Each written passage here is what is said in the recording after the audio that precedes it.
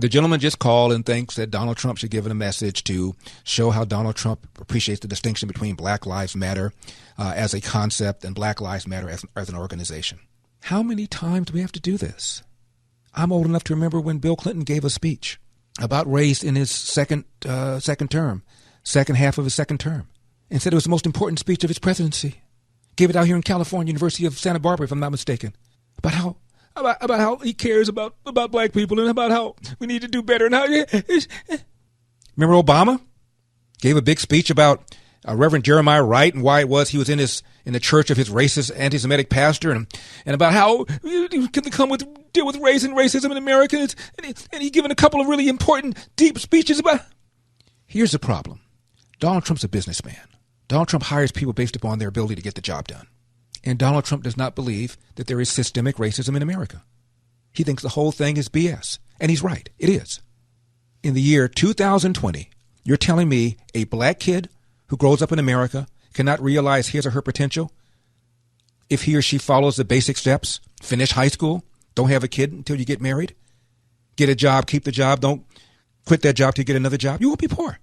Somehow, some way, I look at these kids that are not doing homework, and they're pounding those backboards, practicing their dribble, practicing their jump shots, putting hours and hours and hours and hours into this.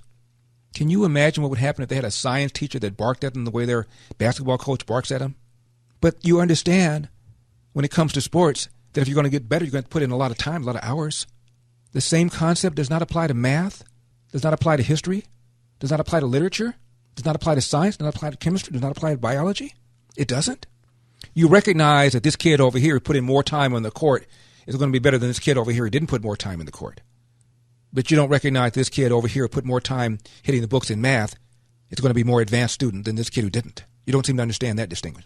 One of my favorite documentaries is a documentary called Hoop Dreams. And it's a documentary that followed two promising basketball kids in Chicago. And they followed them for years. From the time they first were child prodigies as basketball players until they both got into college. They both got into prep schools that were basketball-oriented prep schools, and one of them ultimately got into college. I think just one did. And their parents were encouraging their pursuit of basketball. And I'm watching the documentary, and I said, are you telling them to hit their books too? Are you going to tell them to do their homework? Are you going to tell them to go to bed on time? Are you going to tell them in the unlikely event that they don't make it, they're going to have a substantial background in reading, in math? No. And of course, neither one of them made it. Now, what does it have to do with removing Confederate statues? Tell me. What does it have to do with calling Kayleigh McEnany Karen? Mayor Lightfoot, tell me. How is this helpful? You don't become mayor unless you work hard and believe in yourself and persevere?